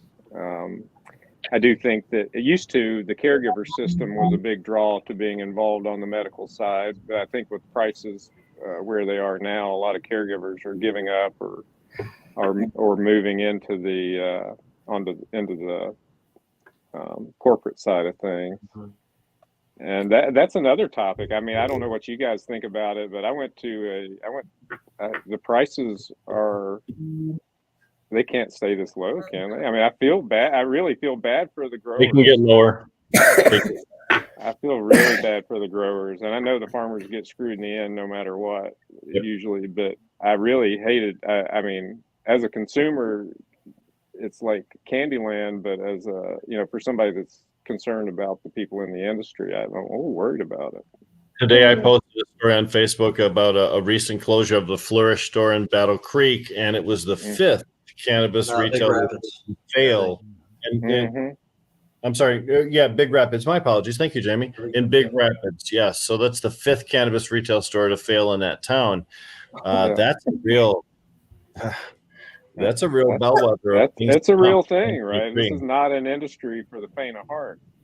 Not anymore. 2 things on this. One, first and foremost, when Rick said something that was very, it resonated with me at one of these Laura things, and it was, we did not legalize cannabis for anybody but the consumer. We did not legalize marijuana so you can sell weed. I'm sorry. But also, some of my friends got like the price of weed from like watching fucking Cops. I swear to God, they were like, that's what $30,000 worth of weed looks like. And they took out multi-million-dollar loans, and they really thought they were going to become millionaires, and they took out everything. And they live in populous areas. It's not like they're moving out to here in Berrien County. They live in like, very busy cities and very A1 number one spots, and we're seeing a lot of them not make it through. And more so, the people we think are making money, these big MSOs, and this is also another great topic, owe more in taxes than they have in their fucking bank account. And it all comes down to 280E, right? The ability to deduct things that aren't that are expenses, and whether that be tax deductible donations to charities like what we have at the Redemption Foundation, or hey, I don't have this money, I paid it out as salary, motherfucker, what are you talking about? The government, at what point can we give the government enough unearned and unnecessary tax income, right? And I'm not being like a Joe Rogan podcaster. I'm saying, when can we start paying taxes like every other business? At that point, do you think it's easier? Well, Right? in order for us to get even Safe Banking Act passed, we're going to need House representatives in order to support bills that go through the legislature. It's gotten And worse, probably. it's a much more difficult road nowadays to get through, because there are some very powerful people in control of some committees that are not cannabis friendly now. And that means we may be in a 2-year drought for new legislation from the feds. We really have to look internally here in the state as far as best practices to try and make things better for small businesses as opposed to others. By the way, the top 3 Canadian businesses in the cannabis industry lost approximately 60% of their value just in 2022. Their market is crashing as well because of an oversupply problem, just like we have here. And with the United States government dragging their feet, all those expectations Canadian companies had about spreading south have not come realized. So, I mean, the devil is due when you make those big loans, when you get all that big money in order to get jump started, and then your future doesn't unfold the way you expected it to, even on a mega corporate scale. Phantom projections. Do you think? So just one moment. MichiganHolisticHealth.com. People can get information on telehealth options if they go there. Is that type of information available? Yep, we're And you can use other forms of ID to verify residency. And, it doesn't have to be a driver's license. It can be a state ID. It can be a tribal ID. It can be a VA ID. There's lots of ways to do that. So if you don't have your driver's license, we can help you, figure out a form of ID that works for you and get you registered. Yeah, call or contact them through the site and see what your options are. And actually, Dr. Dave, you were one of the ones that did the pilot program to do online certifications, right? So we all remember the nightmare of 2009 and 2010 when we would apply for cards and then just never get them. I don't know. I never got mine the first year.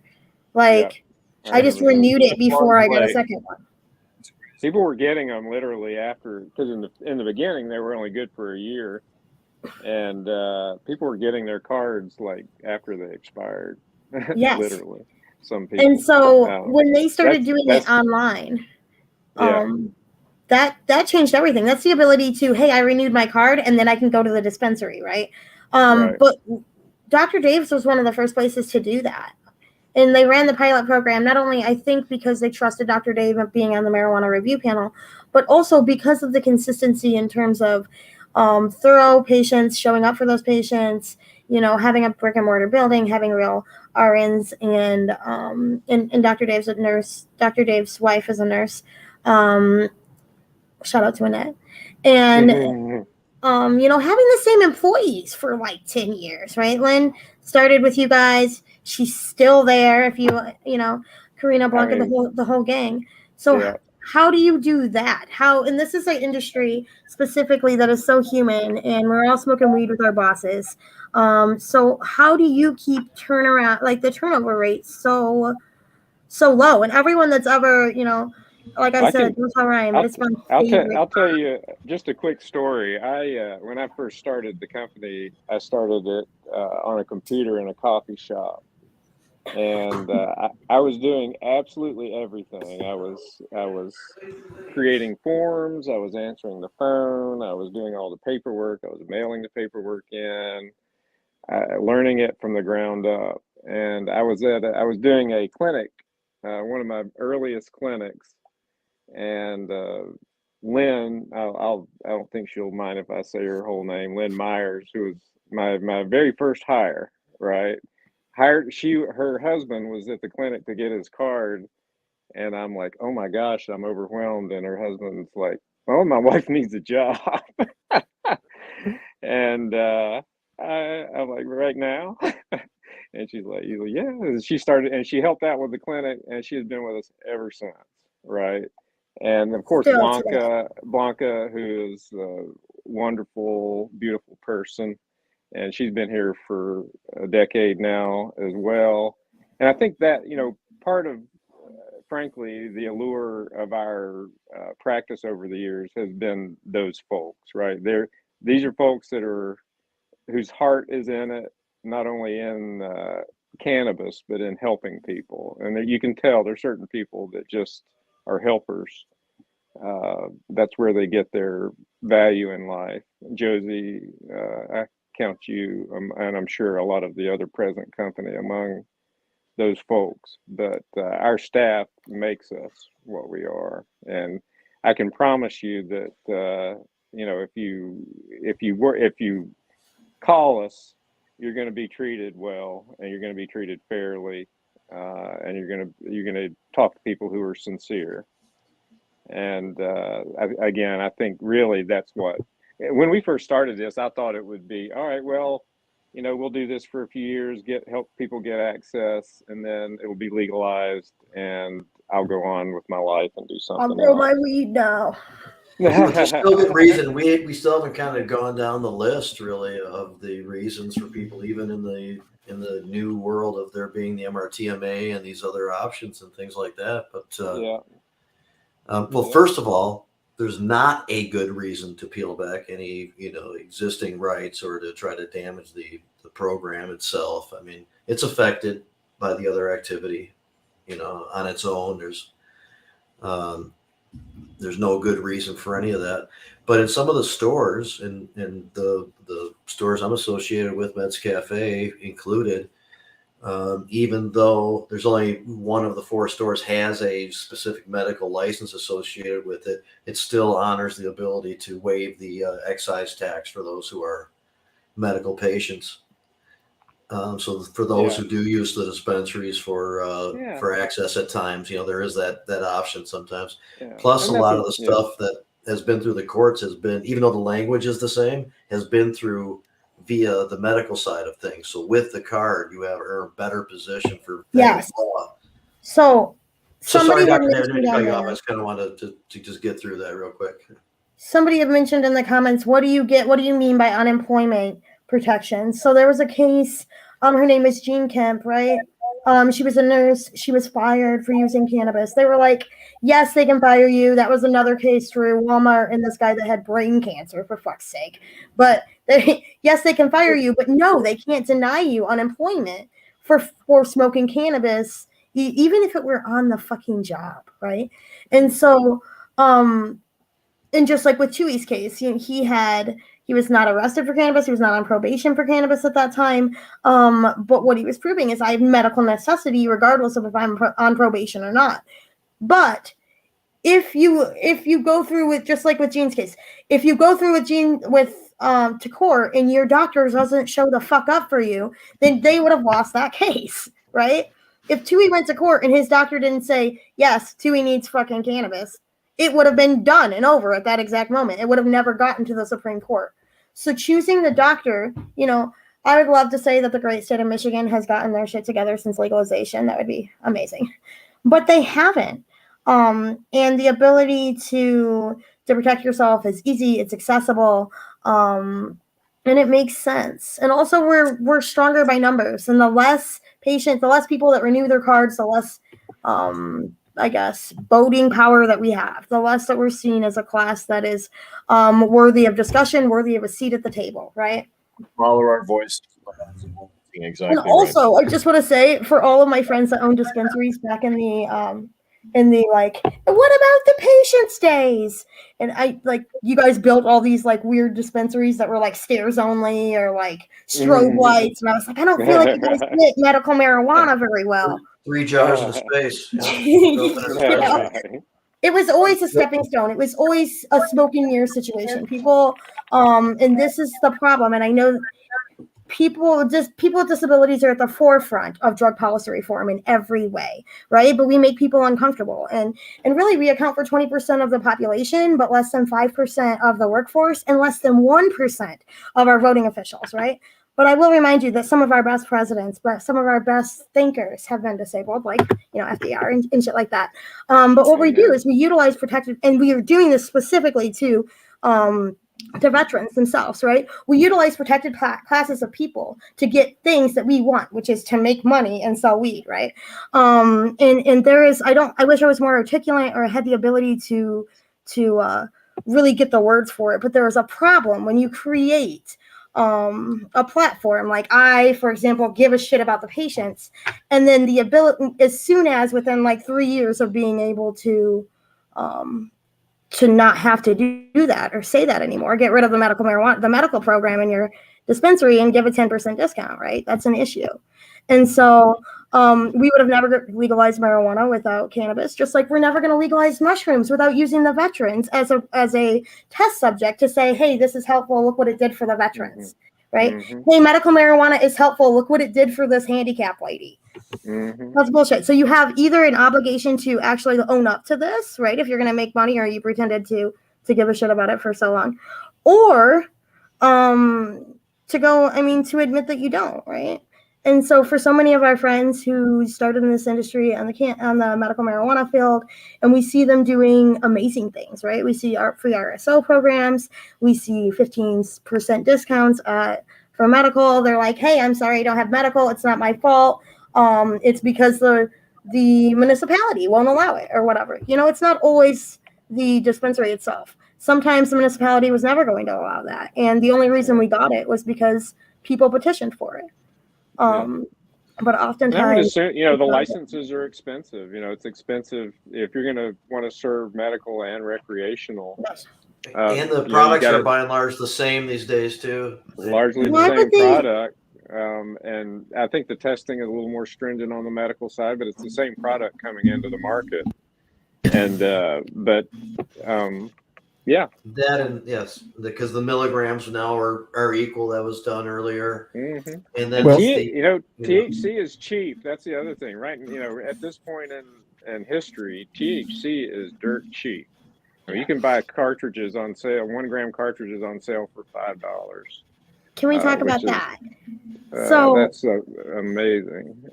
But what's coming? I mean, what people will be moving toward, and already are to some degree, is realizing that just having a bunch of THC in your system ain't the best way to use it, or not the best for your own benefit, or even whose responsibility is it to educate people on how to consume cannabis, how to choose high quality cannabis, or what, how not to shop on, like, for, I don't know, whose job is it?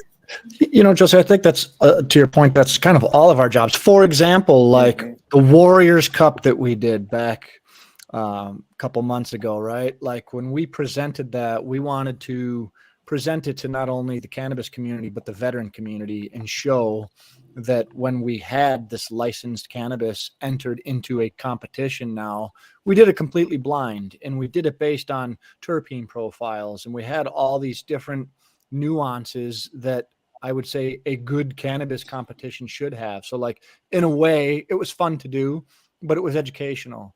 And, and also to your point, to where we're talking about like medical cards and whatnot with Hero Project, with our compassion program that we're putting in place, one of the things I had initially said was veterans should have their cards.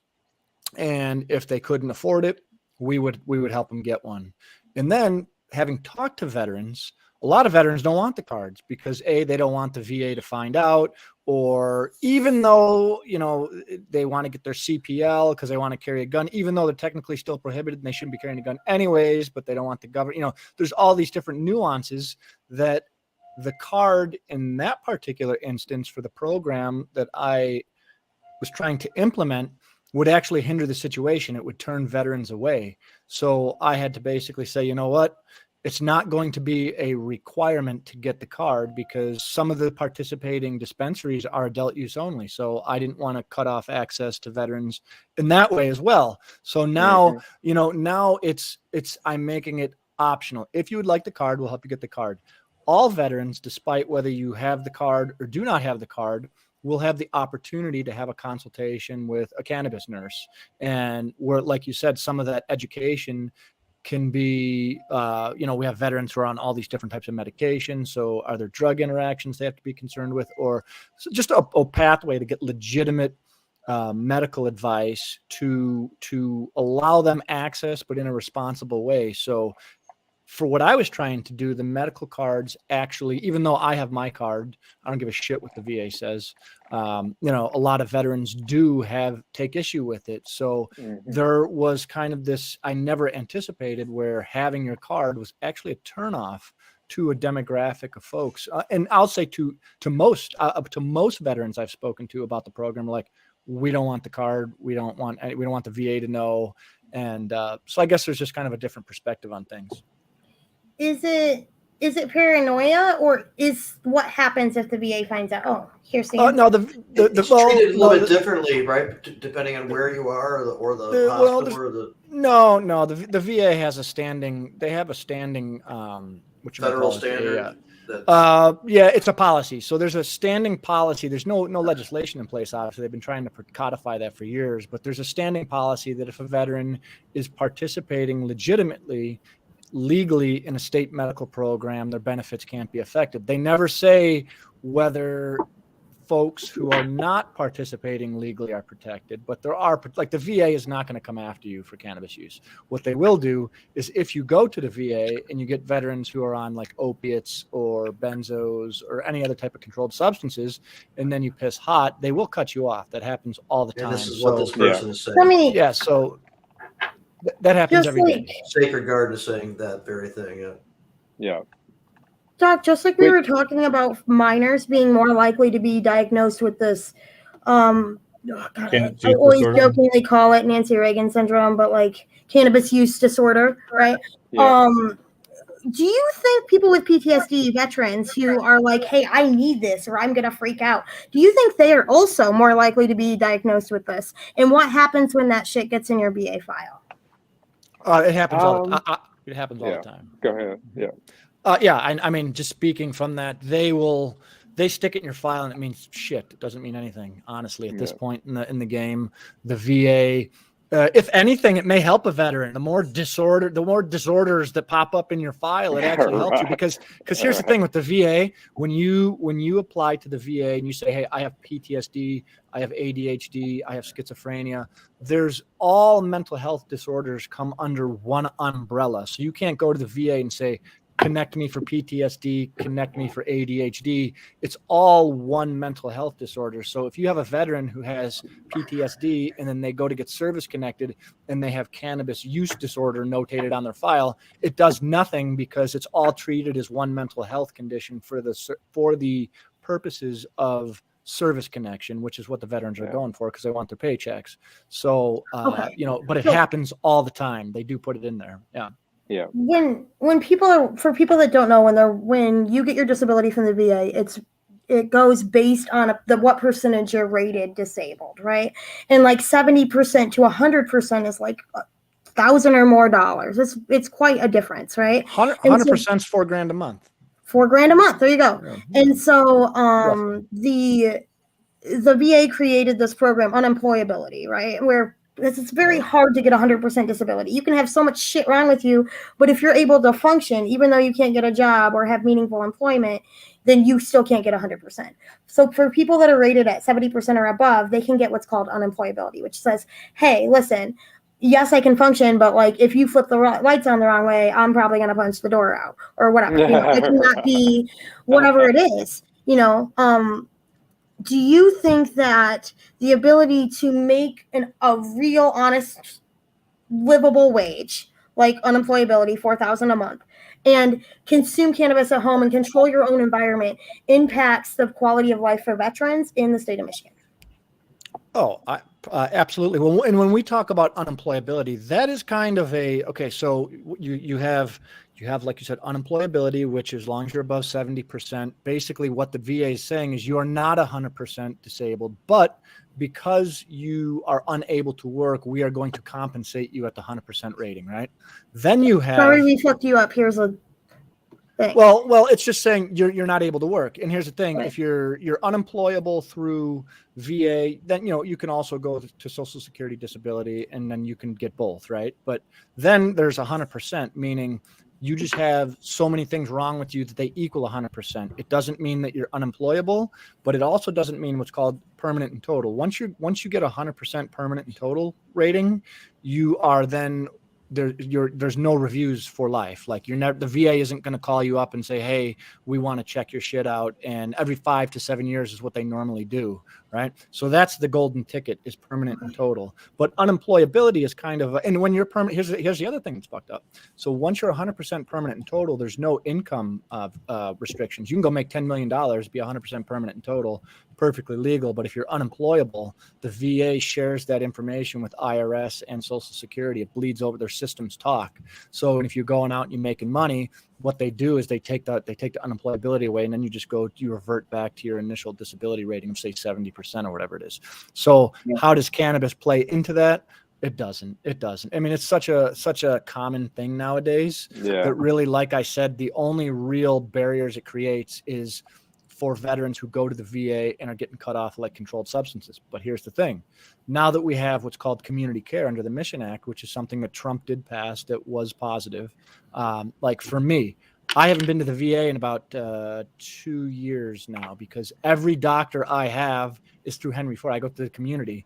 That's every doctor. My primary care, my dental, my everything goes right out to the community, right 2 miles up the road from my house. So like my doctors, my psychiatrist, they all know about my cannabis use, right? So the VA is paying the tab for the doctors in my healthcare, but all of my doctors are completely fine with it. And because they're out in the community, there ain't shit that the VA can do. I can go piss hot or whatever. The doctor's still going to give me my prescription because it's not a VA doctor. So veterans just need to learn to be savvy, and the squeaky wheel always gets the grease. I'm a pain in the ass. When I go to the VA, it aggravates my PTSD, and I'm a fucking animal, right? And they know this. So they say, hey, this guy, we don't want him here. We'll just send him out to the community so he doesn't come in and hassle us. And that's just something that over 16, 17 years of dealing with the VA, I have learned. I'm like a porcupine. You don't want to fuck with me, right? Give me my referral, send me out to the community, and be done with it. And that's just how I run it. But a lot of veterans don't understand that. And a lot of veterans just don't understand. They're scared of the VA because the VA is a bully. They've always been a bully since the beginning of the VA. And when we talk about cannabis use, a lot of doctors are cool with it at the VA, but they can't prescribe it and they're not supposed to talk about it. But the doctors that aren't cool with it will start notating things in your file. Yeah, and they will. Now, for doctors that really want to fuck a veteran over, they may not say cannabis use disorder. They may say borderline personality disorder. They like to play with personality disorders at the VA and label people with shit that just isn't true. So when we talk about how cannabis plays into this whole thing, and unemployability and benefits and stuff like that, substance use actually helps your file, right? If you're addicted to opiates, if they put cannabis use disorder, hey, I need to be, to the VA, you're using illegal drugs to self-medicate for your disability, which actually looks good for the veteran and helps them out at the end of the day. So it's really the veteran world is kind of a nuanced, very nuanced process that just not it's a lot a game. of people are familiar with. It's an interesting game. I worked for the VA in Reno, Nevada, for a short period of time, and did part of my training at the VA in Tampa. And the the thing about the VA is something will happen in one VA. It could be a fluke, but that incident will run all the way up the chain of command to the very top, and they'll create a policy that then impacts the whole VA system. But it takes so long for it to get to the top and back down to the bottom. Usually by the time it's enacted, it's not even relevant anymore. A lot of times it's not. And I can tell you, the paperwork and it's just a behemoth of an organization. And in my experience, like yours, I think the main impediment that I've seen for patients in cannabis was more of the same as it is in the private sector, where you have an individual doctor that's anti and ends up documenting something that other people might not. But VA's a beast. It's a huge organization, and it's extremely inefficient. The inefficiency is grotesque at the VA. Yep. From a doctor's point of view, working there, I can just tell you that I spent way more time on the computer filling out forms that had to be done on a regular basis than I did seeing patients. They're not helping people. They're a They're a bureaucracy attempting to function as a healthcare system. They are not a healthcare system. There's nothing. And here's the other thing is no esteemed physician or medical personnel in their right fucking mind would ever go to the VA and say, hey guys, I want to work here, right? You get the bottom of the barrel shitbirds that because it's federal, right. You could have had your license suspended in Nevada and then come to Michigan and then somehow slither your way in the door because now you're working at the federal level. It doesn't necessarily matter if your license was suspended in Nevada. Yeah. You can come to Michigan because it's federal. None of that shit matters. That's state. Right? And I will tell you, I mean, in all fairness, there are some really good docs at the VA. I've met some good ones there. I have as well. And there's some very marginal docs there. And there are people that, you know, their only source of healthcare is the VA, and it's slow and it's somewhat infuriating, but they, you know, somehow they get cared for. So I don't want to just say VA all bad, because I do feel like that there are people and things that happen there that are helpful. But it is, as a taxpayer and as a physician, I mean, it's quite demoralizing to see where your money goes there. Do you guys think that a side effect of prohibition is the inability to tell your doctor what you're putting in your body, right? If it's like, we all know, like certain physicians, I go up there, if I'm telling them, you know, I'm using cannabis or the rate that I'm using cannabis, then I'm at risk for, you know, being cut off on whatever medication, or worse, I'm at risk for that being the reason that I'm here today, right? Like I'm nauseous, and they're like, oh, it's because you smoke too much weed, or that's whatever. What they say. You know? They use cannabis hyperemesis syndrome. That's what the VA will tell you if you show up and you say, I'm nauseous, because I have that. Actually, my nausea comes from the gastroparesis that I formed after they poisoned me with opiates, right?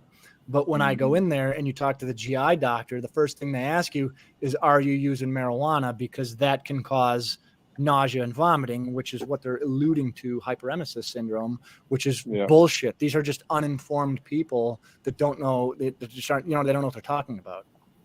Sounds like another cases we were talking before of doing it by way of policy, not necessarily by way of a sound scientific, you know, approach. Yeah. Doc, before this ends, can you tell us a little bit? Oh no, I've been smoking just enough weed to forget. Waiting hard and heavy. So I'm out. I don't remember. That's all right. We'll come back. You still have some time to get it there. We'll get it like afterwards and text you, I guess. For the whole show, we didn't talk about Dr. Dave being on the board of Michigan Normal. It's good. All the advocacy side of everything. We've gone through many components of journey in did a cannabis. little bit of that, and was on the ACLU board here locally for a while before it broke up, and then mostly just, honestly, where I see my role is primarily is kind of an interface between the cannabis community and the establishment. I have the education and the experience to know how to work with, I know how that side of things works, and I have the experience and of being a cannabis guy. I'll just leave it at that. And, I definitely noticed. Doc, can you tell us why our regular physicians don't sign our certs? Why are all the doctors afraid of going to jail when the law says you can't be? In the beginning, it was a lot, apart from, again, the kind of the philosophical aversion that some docs had to cannabis. A lot of the docs, had established practices with patients that they were afraid would look poor, look down on them for getting involved. A lot of the docs didn't know enough about the program to realize that they weren't going to get into trouble at the federal level by getting involved. And again, a lot of that.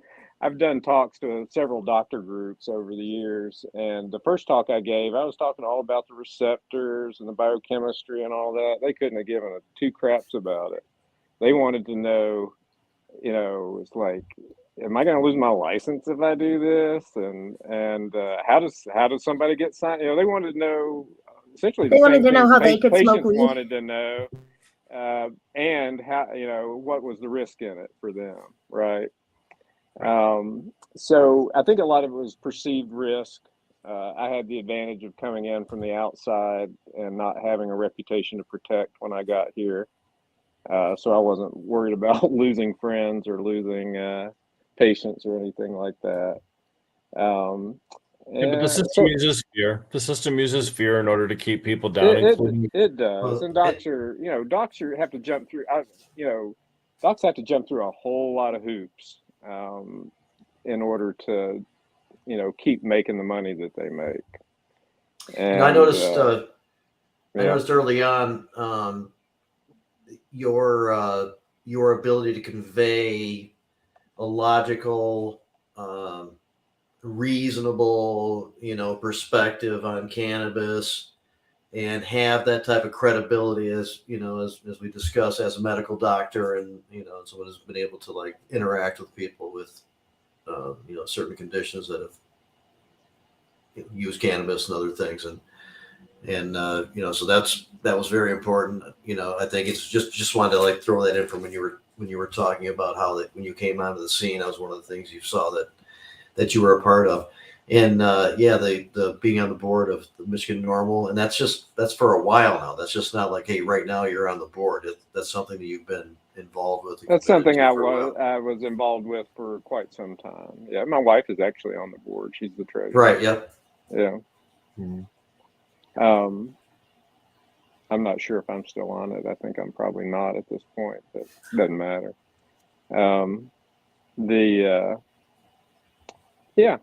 It's again, I'm just grateful. I'm grateful to have found a niche, to a place where I can be uniquely useful in a certain sense. And I don't know, made a lot of good friends, and I couldn't ask for a more meaningful way to spend my life, frankly.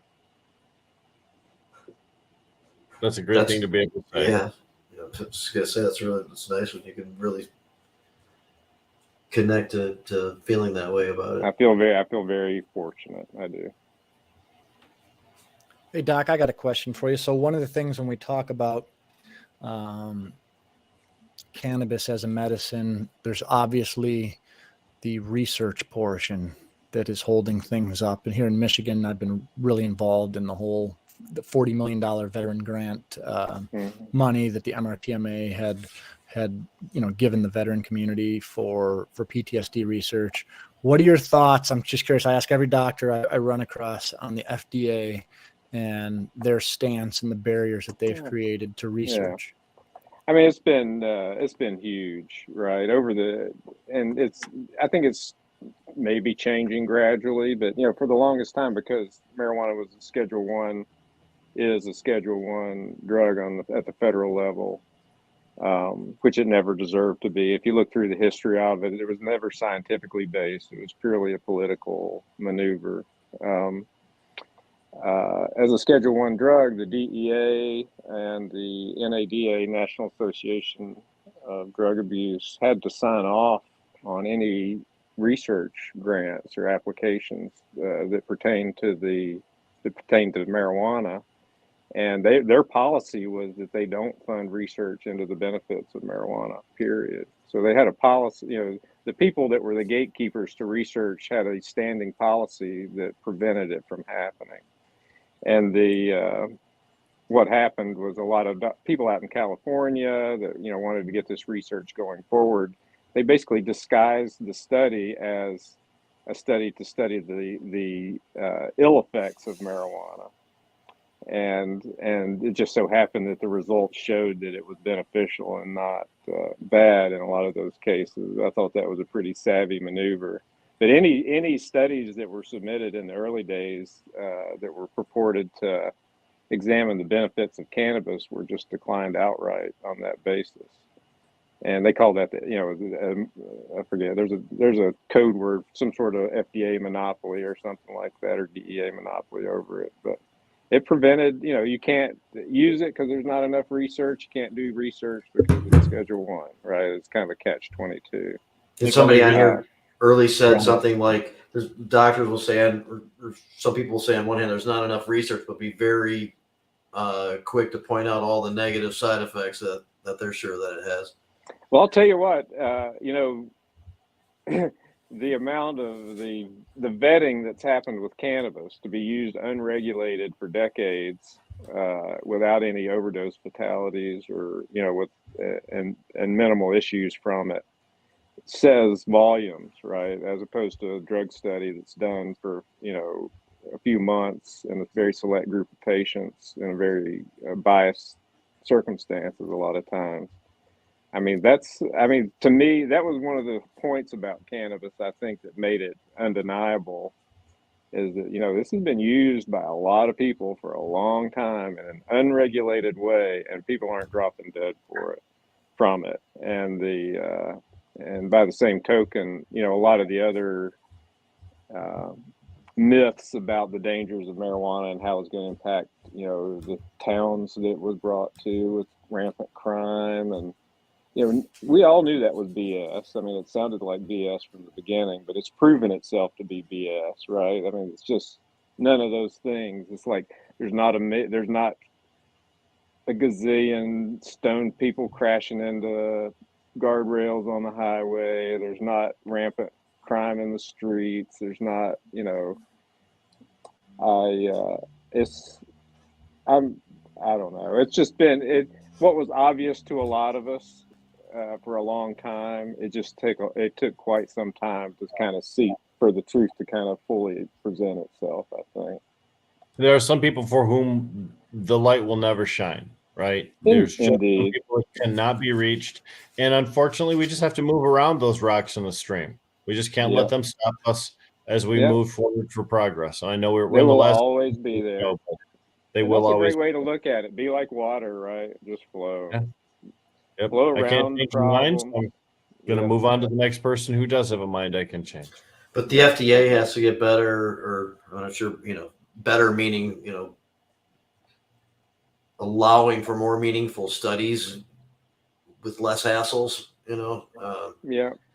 And it's coming around, right? It's coming around. The Farm Bill with hemp, and even a lot of the other cannabinoids are getting more easy to come by. And California has done a lot of good research despite the bans by the FDA and all that. Right. So the money, some of the money raised from revenue from the MRTMA was directed from from within the language of the law to be used for research for veterans. Yep. And Anton was very helpful in making sure that it get directed in the right to be used with the studies with the right standards based on FDA studies. So then that way the VA would then have enough credibility or enough to work with to make a substantive policy change. Yeah, and just as an aside, we don't want marijuana to be rescheduled. People talk about, well, it needs to be rescheduled, blah blah blah. We don't. It needs to be descheduled. Just take it off. Rescheduling would be an absolute nightmare. Rip if it you off. Reschedule it, it's still going to be a scheduled drug. It's still a lie if you reschedule it. It'll be required. No, yeah. It'll be a freaking nightmare if they schedule it like a Schedule 3 or something. Even like an exemption like they do alcohol and tobacco, move it right. There is one one thing that's been discussed, and that is creating a schedule, whatever is the next number down on the list, and then connecting it to things that don't have all the consequences and all that kind of shit. Yeah. I don't trust the scheduling. I just tell you right now. I mean, benzos are Schedule 4, which is very, considered to be low risk. And I can tell you, I've seen a lot of lives turned upside down by benzodiazepines. I know we're in the final Xanax. minutes here, so. Xanax, for example. Xanax and Valium would be the classic. Right. Okay. But they're, they're not benign medications.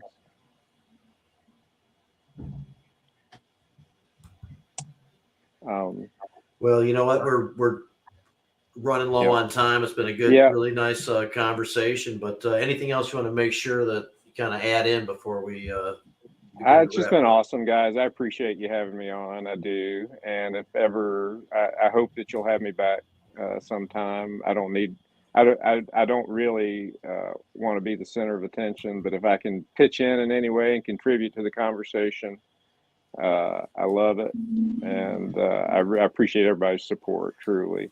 And We'll definitely have some call opportunity me for if you that. need me, right? I'm here Yeah. all the time. Okay. Well, and there's another option here for people to get their recommendation letter and help with that process with getting the information Yeah. to the State Yeah. Department. And Yeah, for sure. And again, our staff is great. You will, they've been doing this for over a decade. They know this program inside and out. We know some of the people at the state by name. And so we can help you. excellent. Yeah. And Josey, fan favorite, the engine of many great hmm organizations that in turn do a lot of great work, help a lot of people ultimately. hmm Much Thank you all. I appreciated. really appreciate it. Josie, see you, darling. I appreciate you. Bye, Doc. Thanks for coming on. All If right. you or your friends need a cert, come to us. If you can't afford it, Sons of Daughters can help you out. We'll run you through Dr. Crocker's. If you're getting a medical marijuana license and people aren't asking you for medical records and they don't want to know what your qualifying condition is and they don't want to look at them beforehand, you should probably go somewhere else. If you're getting certified for a minor or anybody, it's important to know if these people are going to show up for you. So make sure you're asking your doctor if they would be willing to testify in court or if they've ever done something like that, right? Because just because they would be willing to doesn't mean that they're experienced with it, right? Make sure you go and see Ponca, who works with us at the Redemption Foundation now. As always, if you or any of your friends need an expungement, please visit us at theredemptionfoundation.org/expungement. I did want to just do a little peep in on my sneaker ball.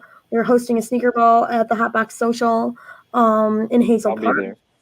And there is over $150 in the VIP worth of cannabis in the VIP bag. Your girl only be smoking dank, so there is some good shit. Tickets are on sale right now today. GreatLakesExpungementNetwork.org/sneaker ball. Thank you guys for having me on. I love you so much. Love you guys. See you later. Thank you. Thank you guys very Rick. much. Appreciate And Rick, just want to wrap us up real quick. I know we're kind of running late. And Anton, thanks for coming on. Thanks, Shelly, for coming on. Jamie, thank you.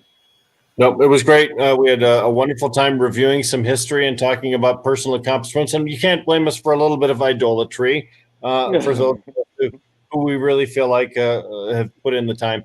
A lot of new stuff happened. Cannabis Regulatory Agency today released new directions that they're going to go forward with and a new advisory for dangerous situations with drivers. So tune into Jazz Cabbage next week where we're talking about all that modern stuff. But it was a fun trip back down memory lane today.